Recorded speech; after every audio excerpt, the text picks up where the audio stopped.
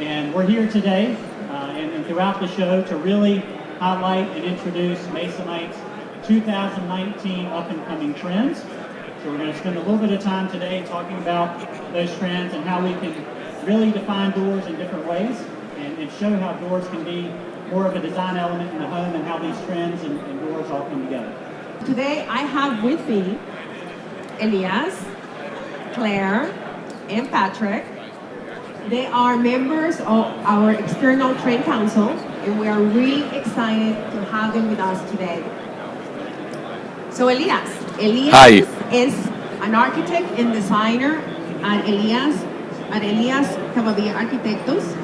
He is from Mexico City, and we partnered with him about 3 years ago. He helped us to bring to life our new and renovated brand in Mexico. So welcome, Elias. Thank you for having me. Claire, she's a trained consultant, and I should add that I want to be like her when I grow up. She's amazing. We met her 3 years ago, and she has great insight, and I think that you're really going to love what she has to say around color, textiles, design, and everything around bringing to life a space or a home. Thank you. You're welcome. And then Patrick. We met Patrick a year ago. He is a creative director and a celebrity stylist. And I want to look like him when I grow up as well. So welcome. So excited that you guys are here today. Good morning. Good morning. All right. So I own the clicker. So 1 second. All right. Okay. So how do we land in the 6 trends that we're going to present to you today? We partnered with Stylus. Stylus is a trend forecasting agency who are dedicated to look at trends with 6 different lenses. From there, they help us to identify what are those trends that are going to impact homeowners in 2019 and beyond. And then from there, we consulted with our external trend council to validate those insights to see how those will impact the lives of homeowners. And last but not least, we got together with our Masonite internal team to put the right doors with the right trends. These are our 6 trends that you are seeing here live in our vignettes. All right, hang on. I think this...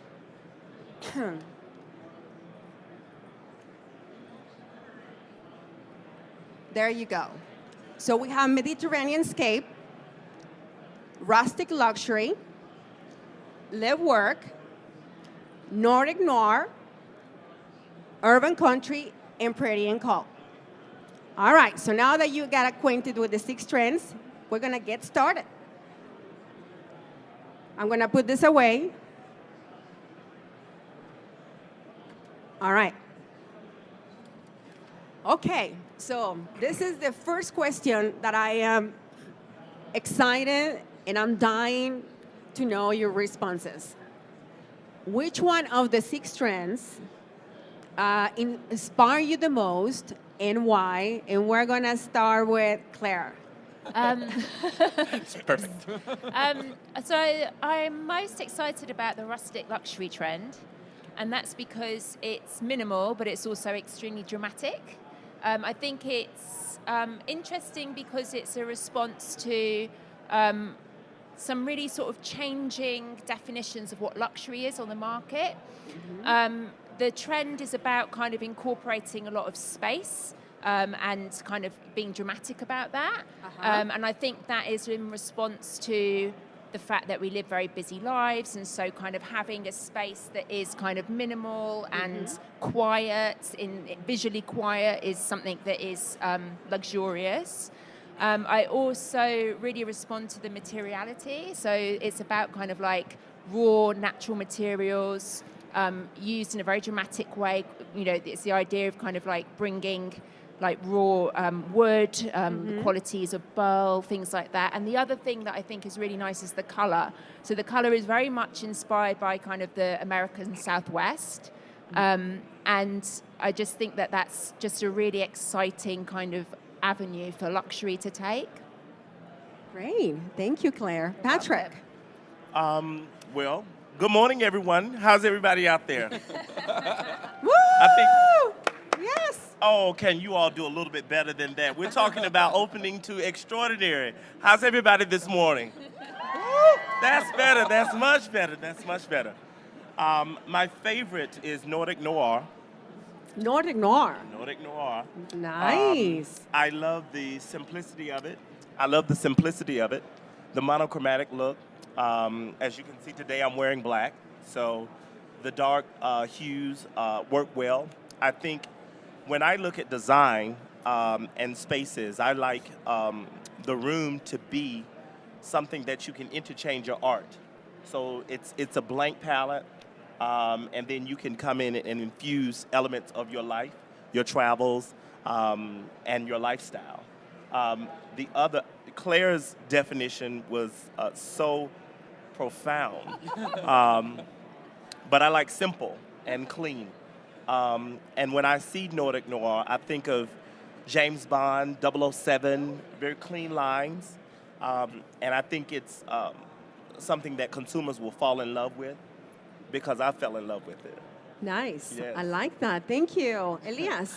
I have to agree with Claire. For me, rustic lux. Luxury. Yes. For me, is more of my way of living. I think it doesn't have time. It really goes throughout your life, and you can adjust a lot of elements that could change, but the space, the whole idea, will be always on trend. And for me, that's very important. As me as well, being an architect, for me, it's about the masculinity of a space and having the idea of who you are throughout space. For me, these lines and being so honest with materials, it's the perfect space. Nice. Thank you. Can you hear us okay?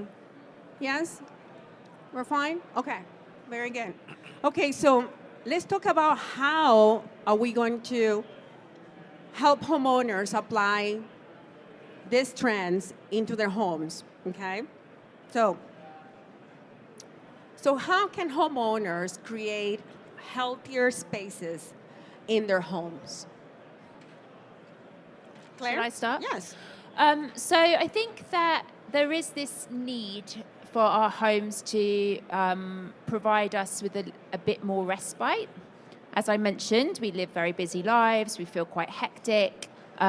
We want to have a space where we can relax, where we can recharge. And so our homes obviously are the perfect vehicle for that. And I think to kind of create a home that supports that need, it's about kind of decluttering, which has been obviously a massive trend for the past couple of years, especially now that Netflix has got Marie Kondo's show. I'm sure everybody's kind of looking at what they own and trying to scale back. I think that also the idea of bringing in biophilic principles. So that means bringing in natural elements into the home and also kind of bringing the outdoors in. And doors obviously play a part in that. So kind of thinking about kind of incorporating natural light is really important, and also natural materials. And also colour is a great way to do that, and looking at kind of like maybe softer colours that are inspired very much directly from nature. So, you know, green I think will be and has been kind of quite a big trend in terms of interiors, and then also other kind of soft mid-tone colours as well. Excellent. Patrick, Elias? I think to really hit the nail on the head for consumers, we need to make it simple and seamless. Yes. I don't think a lot of I think Claire and Elias have indicated that a lot of times when you're busy as professionals and working and children, you don't have the time to really organize your home. And for most people, time is very important. So I believe from a style perspective, we can help consumers by telling them better stories and showing them how to apply the trends in their practical lives, in their lives, and what that means on storyboards and visual elements. I also think that with technology and emerging with doors and making it simple, consumers should be able to get the product fast, quick, and then install easily. This way, they are feeling more confident and they're meeting the needs of like the HGTVs, the hyper sensitive and quick movement of the big reveals on the reality shows will put the consumer in a negative space if they can't accomplish the same voila moment. And I think by telling the story and applying the technology and getting them the product easily, seamlessly, will make for better and more brilliant home lifestyle. Excellent. Thank you.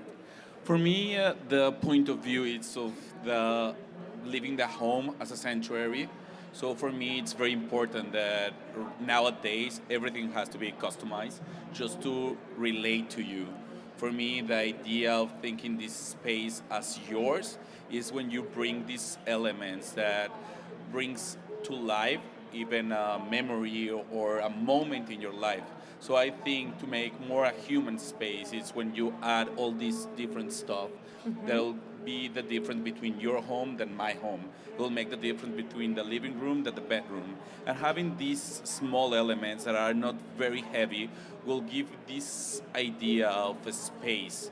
I mean, the fact that I go to Claire's house and I see all these colors and all this nature will give me the whole idea of her personality. Thanks, Elias. So there's an interesting fact. More than 3.4 million people are working from home today. So how is that actually shifting the way that we are designing today? How does that affect it with, the materials, the color, the way that the furniture is designed? We'd love to hear your perspective, Claire, on that. Huge numbers of us are working from home, and that is set to increase. Also, people are working for longer, and so, people of all different ages are going to be working from their homes, including, kids doing their schoolwork. And I think what that has meant is that our homes have become, they take on different roles. So sometimes we need it a space to socialize. Sometimes we need it a space to be restful. Sometimes we need it as a space to be very active.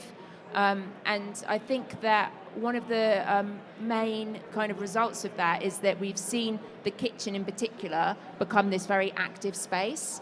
And so, it's become kind of a grand room. There's the kitchen table, there's a place to prepare food, there's also perhaps like a sofa for leisure and relaxation. And I think that that's kind of an interesting turn of events that's happened because people are starting to kind of work from home a lot more. I think that also to consider how we used to have studies, and there's still kind of like a place for that for some types of work, but people today work from their phones, they work from tablets, so it's not necessary that you need kind of like a one whole room that's dedicated to work. You might need storage space, but really people are working from any surface. So I think that kind of thinking about how you can build in those places into a home. So it might be the kitchen table, it might be a breakfast bar, it might be a nook inside the living room that just support kind of that functionality. I think that's kind of some of the things that we'll see happening. Could I say something? What's funny about it is that right nowadays we do so many things at home, but through time, homes are becoming smaller. Yeah. So that's a huge fact for me as an architect, because you have to have this not a duality, like a triality, to make one space. It can be a living home, a rest space, also a working space, sometimes for kids and for adults. So nowadays, I think we have to change through time, and the spaces have to evolve with our lifestyle. Yes, that's so true. Yeah. Patrick, do you work from home? Well, yes, I definitely work from home. I feel that the live work concept means that you have to stay organized because you don't want your home to be cluttered. Yeah. So, as Claire mentioned, having a high level of organization so that the work doesn't overtake the home, and you can have the customized feel that my peers are talking about at the same time. That's the biggest part for me. So, speaking about decluttering, yes? If we want to have a minimalistic space, can you guys explain the meaning of less is more and how that's really making an impact on homeowners and what they're looking for? They want, items that they are gonna last longer, that they are unique, and that they can enjoy for a long time. So how is that shifting how people are buying today and those decisions that homeowners are making? And I think that it's quite interesting to see that happening, that less is more. Patrick, I see you want to answer that question. Well, I think you validated my point about the Nordic Noir and why I love it so much because the lines are simple, they are clean. And I feel that most people, when, again, and I defer a lot of times when I'm speaking to the HGTVs, the television shows, most people will look at the HGTV reveal and they will think in their heads, oh my goodness, if my house could look like this. Or, you know what, if I didn't have children with clutter everywhere. And I think mentally, most people will identify and they think, I want my house to look like that, but what does that mean for me? Most of the times, people have to have bins for toys for kids. Well, that might not go necessarily well with any of the trends for 2019. But again, it goes back to helping people to tell the story. So having Elias come in and say, well, your house may not look like this, but this is some level of customization, or this is a crate that we can use that will go with the trend, that will still look effective in your room without compromising the fact that my kids can't go in this space or they can't play over here, but making it part of your lifestyle. So those are accessorizing and making sure that those elements are in the room and that they're functional, and are functioning to support your lifestyle. I agree with that. I Elias? agree with that, and also when a client will come with me and say, like, I want to have this space with this trend or I have this idea, I always believe that my clients never know what they want, but they always know what they don't want. So I will talk about having one space with this trend, and I'm not scared or I'm not crazy of having 2 or 3 trends in the same house because they can be mixed. So if you're talking of the living room and there are kids, we can have this trend, but we can have a playroom with another trend. So I'm more of the mix and matching in one space, and I will know that when I enter to that house, I will know that that house has kids, or that house it's just for a single man or woman. So I really like the fact of making your own space with your own ideas and your own trends. Claire, do you have a take on that? A different take, perhaps? So I think that, so how can we create kind of this less is more in our homes? I think that, to be honest, that homes are very active. They're not going to look perfect. They are living spaces. And there is a challenge, I think, to help people kind of manage, the life that is in their homes. And I think that kind of storage is, paramount, organization, and then also kind of like questioning maybe our relationship with the stuff that we own, which I think is what's happening right now. People are being a lot more considered, maybe, or looking at kind of the amount of things that they own and kind of like defining what their relationship with those things are, prioritizing, maybe getting rid of some stuff, and that will kind of help streamline, the interior a little bit to kind of make it a bit more less is more, I suppose. Yes, And because now it's now a trend to be more concerned of what we buy. And us, well, for me, being an architect, it's more concerned on how much space we give to people to have stuff. I mean, 5 years ago, I always built this huge furniture to put books and frames and everything. And nowadays, more of my clients are like, really, Ellie? Really? We don't have that amount of stuff Wow. to put in it. So like we now put doors or maybe more simple lines and to have like 3 or 4 elements because most of my work is in Mexico and we have this amount of pollution. You have to clean everything like Right. 2 times a day in some places because of the dust. So they say like really we don't have this amount of time to be cleaning and being careful for the flower vase, so let's keep it simple.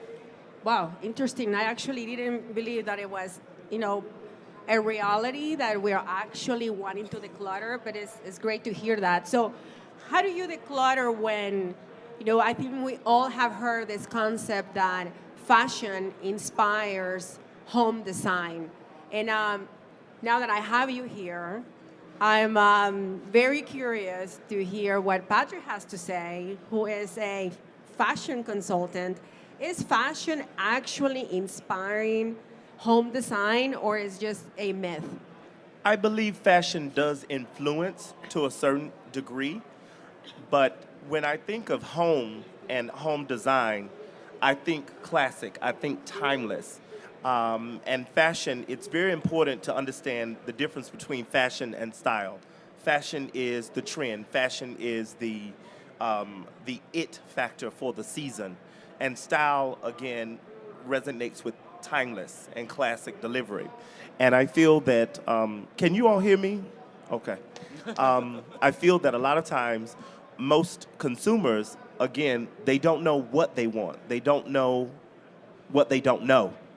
And a lot of times people will go into, let's say, for instance, a dressing room, and they will say, okay, I want to wear bell bottoms. And they have a pear shape, and bell bottoms won't work with a pear shape. I'm just giving, this is an example, ladies and gentlemen. But again, people don't know until they go in and they try it on, or they have influencers or tastemakers that will say, try this. So how do we help them? How as we professionals? Well, that's the we good help them? question. Again, I think great sound advice, finding people that you trust to be able to bring your vision to life. I think when we mention a lot about the trends, when we look at design, we don't want people to think sterile and to think that they can't live in their homes. I think it's about giving them the ideas with the trends and then allowing them the opportunity to provide their personality with it. I think Illy can you quickly say that you can design all day long, but if clients don't feel themselves in it, they're not going to be happy with it. So I think it's a compromise and working with people to get them to understand the trend and how it can benefit them personally. Thank you. And I think that we're at a time now where we have an opportunity to explain, our ideas, our products, our concepts that we're bringing to market via social channels that didn't exist, 10, 15 years ago. And so I think that that's, brilliant because we have this opportunity to kind of tell stories and explain things piece by piece. Also kind of bring consumers into the story a little bit as well. We have kind of YouTube channels, we have like social media like Pinterest, like Instagram, and that kind of provides kind of industry with multiple ways to kind of explain trend and explain a new product that didn't exist before. And I also think that although I agree, people don't necessarily feel confident choosing what they want, they can say that what they don't like, but people are a lot more kind of design-minded than they were I like agree. 10 years ago. So. Absolutely. And I will say this too, texture and technology, from a fashion perspective, they align well when you're talking about home design. And when the texture and technology collide, you make brilliant new products. That's true. Yes. Very true. What was Patrick saying? I always say in the studio that when we have really a home and not a project is when we end a project and I go back and I see a frame, a picture with the family, I say I did a home. Well, when I go back and I see the same Antonio Banderas, picture and say like, Jennifer Lopez, and I say like, really did a project. It was my aesthetic and the client didn't relate to it at all. So it's more of my home than their home. So it's about creating homes Yeah. and not houses. Homes You know, with personality. Home with a personality. Yes. And speaking about homeowners, do you know that 1 out of 5 homeowners is a single woman? I mean, that is, where is Beyonce? Girl power. Single ladies? Yeah. We found that so interesting that we wanted to highlight that. And I'll explain a little bit what that is. For those that have not heard about the she economy, there are single women have more disposable income, and therefore they have the opportunity to spend that on themselves and pamper themselves. And because there is not perhaps a male figure, then they can make their own design choices. And if they want pink and pastels and metallic, and they don't need to compromise, which is great. Yes. So is that strong? That is one of our 6 trends. And I want to highlight that because when we had our external trend council meeting to really define what trends we felt were strong for this year, this one really stood out. So, question, Elias, do you see this pretty and calm trend that I'm referring to be that popular internationally? I think internationally, yes. I think more like people being calm in their own space and bringing to life that idea that if you go home, you are in a safe comfort home, in a safe zone. Not just a fact of being relaxed, it's just about being yourself in your own way. And if you invite someone to your home... So no pretty, just calm. just calm. I relate to calm. I don't relate to pretty because I think pretty is a word that can be really different. Yeah, and it's pretty in your own state of mind. Yeah. So for me, it's more calm and to be related to being relaxed in this space. Gotcha. And- Thank you. Well, I identify with pretty, and I don't feel there's anything wrong with pretty. I feel that it doesn't with the way we design the trend. Pretty didn't necessarily mean feminine. It meant to me, it meant approachable. It meant soft. It meant warm, and for the most part, it meant welcoming. And I feel that from the millennial to the baby boomers, women outlive men.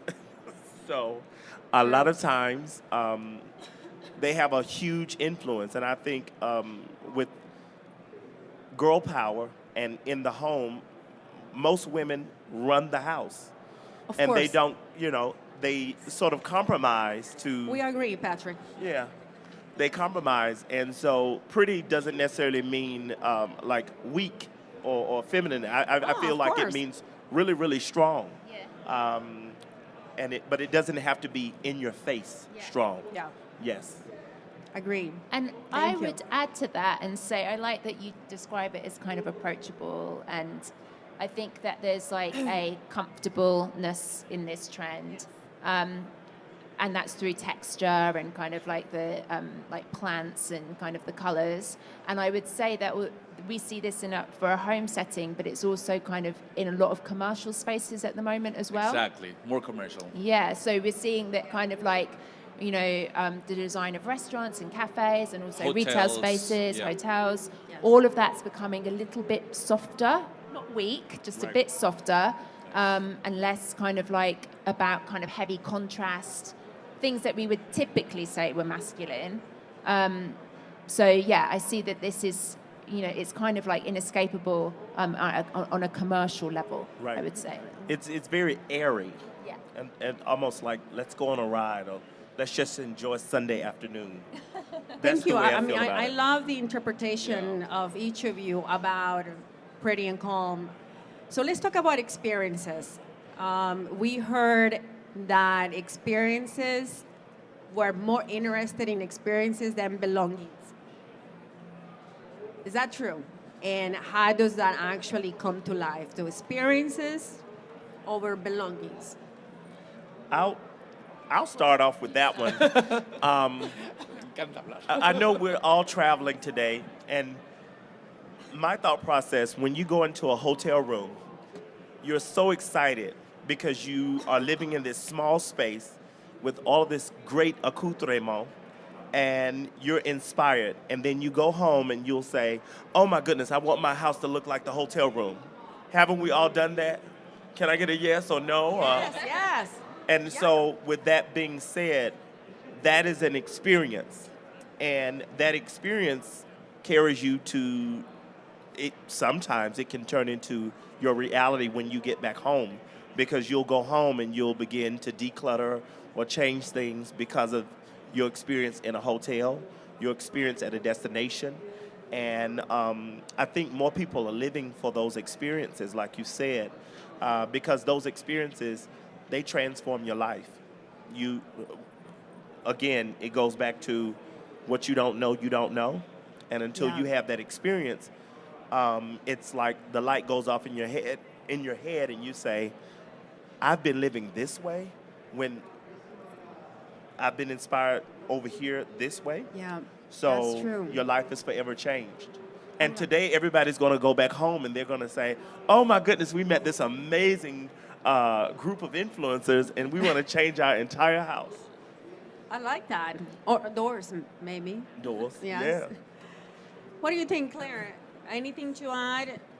Yeah, I mean, I think that there's a lot of studies that have been done that show that we really respond to experiences today, and I think that that's due to the fact that we have access to a lot of stuff. Let's Yeah. not lie. We do, we can buy what we want on demand, and so once you have everything, then you then kind of move on to the next level, which means that we can't start to value our experiences, and I think that social media plays into that as well. This idea that we're kind of seeing things and doing things that we capture and share with our friends and family. And so I think a really nice way to kind of think about how you can incorporate experience into kind of a design is this idea of travel. And I think that's a great thing to think about. More people are traveling internationally than they ever were before. So the idea that you're going to a far-flung destination, seeing things that you've never seen before, seeing colors that you've never seen before, design elements that you've never experienced, like one-on-one, and bringing those back into a home to kind of create something quite personal, but also has like a memory attached to it. I think that that's really interesting. Yeah, for me, it's more about the illusion of an experience, of this illusion of bringing back that memory. So when we go to this hotel and you bring back the ideas, to have the illusion of living in that hotel. Or if you bring back home this memory, it's Got because it. it relates you. So for me, that I'm now working a lot with windows, with a lot of brands, it's more of bringing that illusion of being part of something else. So we heard, and I believe so, that space and time has become a luxury, and we like the idea of missing out, the joy of missing out, and so the joy of missing out, Jomo, the Jomo. Jumbo, yes.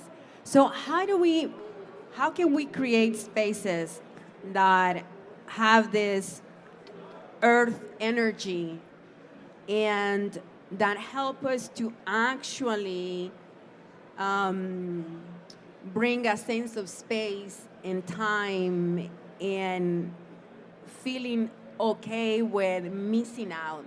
Because it's easy to say that you enjoy missing out, but is it really? And you have to create a space in your home that it makes that happen. How can we create spaces like that with color, with texture, and really create sanctuary homes for us, for ourselves? So I think that, how do I do that myself? I have a massive television and Netflix, and I love staying here. Aside from that, I think that having materials that are kind of inspired by nature and feel quite grounding, color that again is inspired by nature and feels quite grounding, those are ways to kind of bring those elements into the home. That kind of gives it that earthy energy. Comfort, layering in comfort. So it's a place where we want to kind of spend more time. So thinking about kind of layering in textiles so that these like hard lines are kind of softened a little bit, I think. Those are ways of kind of creating kind of that sense of sanctuary. And also speaking about how we talked about these, our homes are very busy. They're going to be full of staff and people and family members. Are there places where we can kind of plug in just like a chair or like a window seat that is going to be kind of a bit quieter than the rest of the space? That's another way, I suppose, of doing it. Thank you. I like that. Elias? I think bringing the calm, it's what I can agree on that. Like these, Bringing the what, the excuse me? calm with these textures and these elements, and more Gotcha. on the accessories or the sheets, that will give you this rely on being on your own aesthetic. For me, being yourself in a space will give you the whole idea. Got it. Patrick? I really believe that when we go back, we talk about the light coming through doors and making sure that you design a space that has a light feel. And when I say light, light as in texture and not heavy and overbearing, but at the same time light, literally sunlight. And having those spaces in the home that just are comfortable and a place to really just sit and commune and not be stressed out or panicked. I like that. Thank you. So I'm going to put you on the spot. This is not in the questionnaire. So what of those 6 trends you think are going to be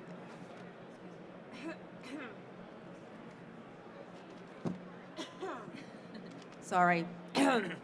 What are the 6 trends are going to be most popular with your customers? Patrick, and then Claire, and then Elias. Most popular. Not that you like. No. Most popular. Well, I believe that the rustic luxury is going to run. I believe the rustic luxury is going to run hands down because it has a perfect compromise. And why is that? I believe it touches on every aspect of little aspects of every trend. I believe it's the brainchild of all the trends. The brainchild. The brainchild, because I believe more consumers are going to be able to identify with that. They're going to be able to look at that and say, this applies to me, versus the Nordic Noir, which is me. Which is your favorite? It's me. It's how I live, but I'm not ordinary. You know what I mean? You're extraordinary. And I'm not trying to be. But I believe the rustic luxury it gives a aspirational but practicality. And when you have both of those, I believe consumers will run to it, they'll appreciate it, and they'll be able to see themselves in that story and then apply their personal touch to it. So I definitely believe it will run. The Mediterranean I believe a lot of people Is the second runner? yeah, with trends and California Yes. and the Californian Texas. influence and the Texas influence, Yep. that West Coast, New Mexico Yep. vibe. I believe it's huge. It can't be denied. So I believe that will be a second runner-up. Nordic Noir is going to be last place. I know that. And Really? that's okay. It's okay. It's okay. It's okay. All 6 right. years from now, we'll be revisiting We'll that. see. We'll see in Yes. 2020 what Yes, happens. yes. How about you, Claire? What do you think? So I think a trend that's really commercially viable is urban country. And I think that why I think that is I think that it suits many types of homes. So it suits kind of the ranch home. It suits kind of, the townhouse. It would suit the names, the bungalows that you have in kind of the California. I can't remember what they're called. What are the bungalows in California? They're like from the 20s and 30s. Anyway, it would suit Those. that as Bungalows, well. yeah, bungalows. Bungalow. Bungalow Yeah, home. bungalow. So it would suit that as well. And I think that, it's kind of blank enough for people to be able to insert themselves in it. Yes. So it's, it might not have kind of the most personality like kind of Nordic Noir does, but in terms of kind of being commercially viable, appealing to lots and lots of people, I think, and also kind of speaks to some kind of like design trends or design kind of language that's always been around in the US. Yep. It's evolved and They're evolved. Americana. Yeah, so I think that it kind of ticks all those boxes and therefore is kind of the most commercially viable option. Is it an evolution of modern farmhouse? Oh yeah, most definitely. And Yeah. I think that everyone is familiar with modern farmhouse. Yeah, it moves is. that on, and it will continue to move on. And also, it has that indoor living Yep. scenario that I think people are really into. I think there's been studies that show that more people are spending money on outdoor living. We've got outdoor kitchens, this idea of kitchens opening up onto kind of gardens. So I think that's another reason why it's kind of super popular, or will be super popular. Very good. All right, Elias? For me, I will give you two perspectives because I think that what's happening right now in Mexico will be between the rustic logs and the urban. But internationally, I believe the Mediterranean logs, because you will talk about all these prints and all these having these animals and insects and being so natural and being so strong with some particular colors of the nature, like this dark blue, the green. But in Mexico, will not apply that. We don't have that idea and that vibe, and we are not that into having these elements. That's why I believe in Mexico will be between the rustic logs and the urban. Very good. And internationally, what do you think? I mean, some have, international influences in them because we're looking at macro trends with a very macro perspective, but curious to know if there is anything, if any. Internationally, again, excuse me, my favorite, yes, my favorite again is Nordic Noir, and I believe our international counterparts will identify with that easier because there's not as much clutter. It's as our U.S. consumers. Any day of the week, you can drive around the United States, and when someone has their garage door up, you can just see boxes and boxes of things in a garage from clutter and collecting things over the years. And internationally, there's just not that much space to hold on to things. More in Europe, I think, will be that trend. Or in these Nordic places. Right. But they value the benefit and Of the cluttering. the cluttering of the line and I the see. material. I think that the live-work trend as well is relevant kind of like absolutely everywhere. And I think that it's relevant, and that's because it's so urban, and, more of us are moving to cities. There's more and more of these kind of like developments that are shooting up globally. It really appeals to kind of like that millennial customer. And, you know, as you mentioned, spaces are getting smaller and smaller. And I think that trend really is a design solution to those limitations of kind of living and working. So I think that's a very practical trend that works on a kind of a global level. That makes sense. And with that, we have now ended our trend session, and we'd love to see if any of you have any questions that you like to ask our trend panelists. Anyone? A comment? Your favorite trend, perhaps? Disagreeing with Patrick? No? No?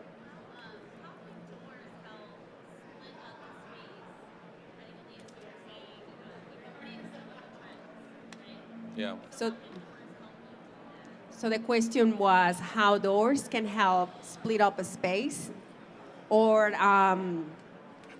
divide a space. For me, the door is very important because it will give you the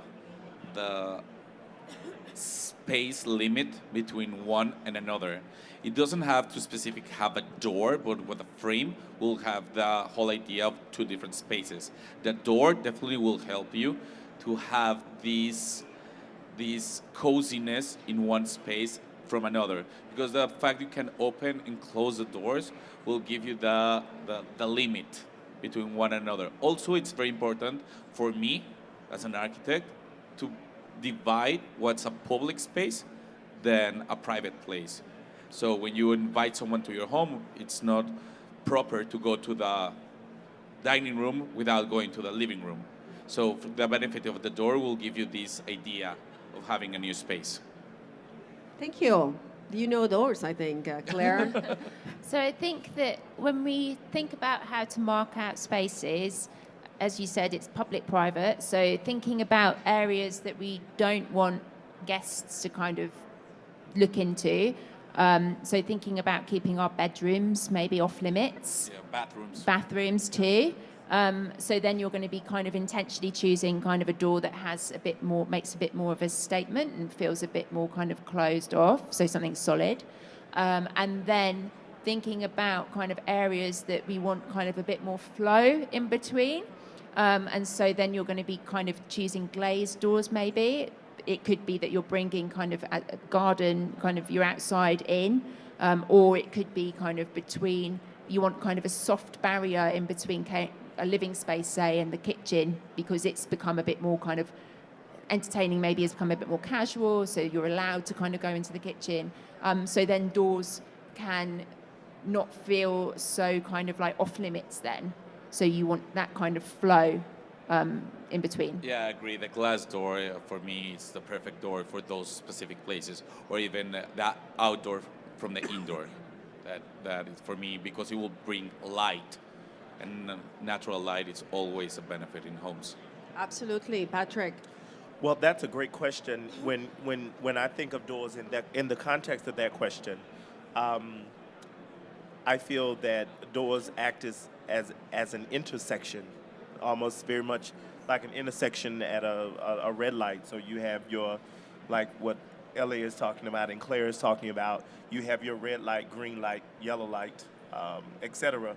And all of these are some form of motion. And I believe as we build build our homes, our dream homes, it's about an energy within the home. And certain times when the doors are closed, this means no.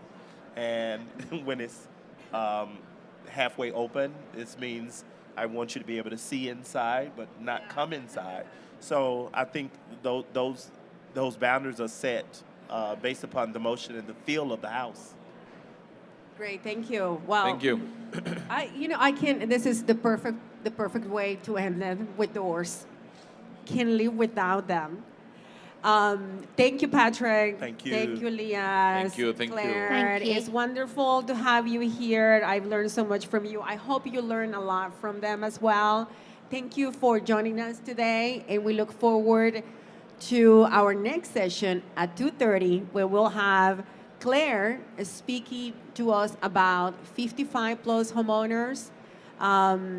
It is downsizing without downgrading. Oh, So wow. hopefully we'll see you here at 2:30. Oh, no, excuse me, not 2:30, 2. I was saying peace sign. Yeah, yes. See you at 2 p.m. Thank you so much, everyone. Have a wonderful day. Thank you. See Thank you you. here at 2. Thank you. Thank you. Gracias.